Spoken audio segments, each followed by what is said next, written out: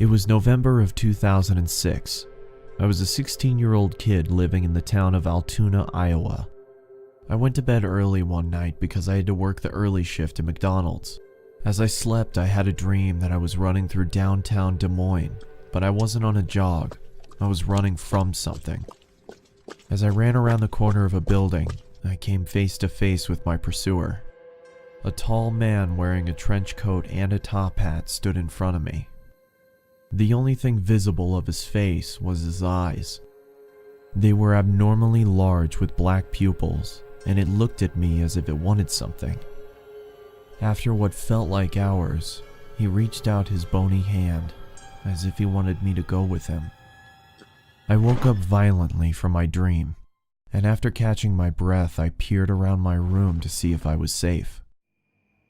As I stood up from my bed, I noticed that I could see my breath. Feeling confused, I checked my window. It was latched shut.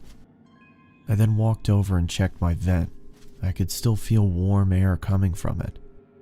As I sat back down on my bed, I tried to figure out what exactly was going on. That's when the figure from my dream appeared at the foot of my bed. I scrambled back to my headboard. "What do you want?" I asked, trying to hide the shakiness in my voice. With the same bony finger, it pointed at me. Growing up in a religious home, I believed what I was looking at was a demon. I told the creature to leave. It just waved its finger at me, and with a low voice, it spoke to me. "Never leave. Always here." The creature then screamed loudly and disappeared.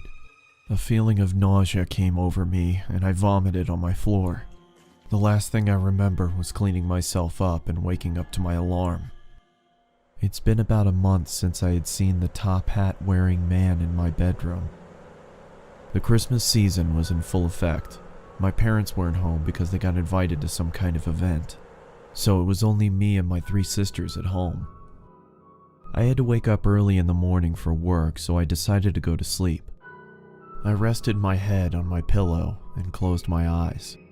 Not even 30 seconds passed until my sisters burst into my room and started singing obnoxious songs. This of course made me very angry, but I thought if I ignored them that they would leave me alone. This was not the case. As I pulled the blankets over my head, I started to feel the same cold feeling that I had in November. As the obnoxious singing subsided, I lowered the blanket below my eyes and saw the man standing in the corner of my room. In one swift motion, he charged towards me, and I blacked out.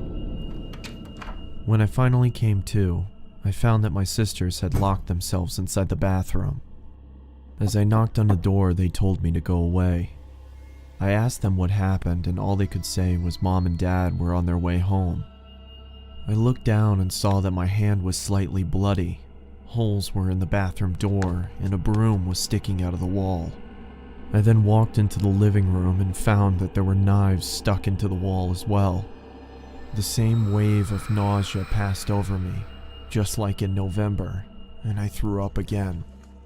As I was cleaning up, my parents walked through the door.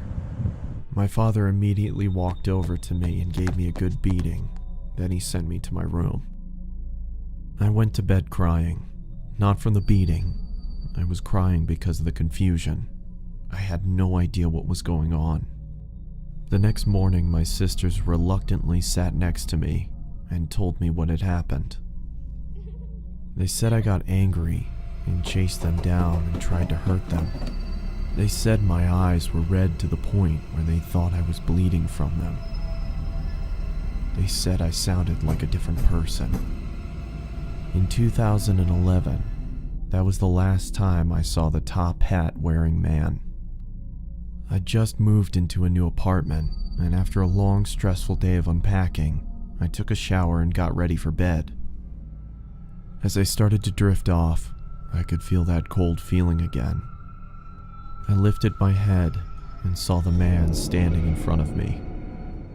The man's eyes were red now. With a low voice, just like on that November night, it looked at me and said, Never leave.